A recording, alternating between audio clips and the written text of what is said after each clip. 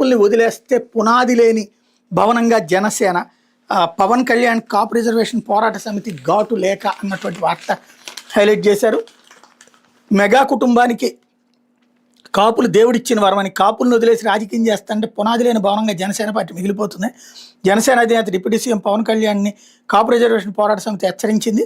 ఈ నెల 15 జనసేన పార్టీ సమావేశంలో పవన్ కళ్యాణ్ మాట్లాడుతూ తాను కులం కోసమో ప్రాంతం కోసమో పనిచేయనని చెప్పడంపై స్పందిస్తూ కేఆర్పీఎస్ రాష్ట్ర chairman Chenamalla Prasad, working chairman Masabathula Srinivasarao, convener Ravi Srinivas, coordinator అమ్మా శ్రీనివాసనాయుడు తదితరులు పవన్ ఘాటుగా బహిరంగ లేఖ రాసి దాన్ని సోమవారం విడుదల చేశారు.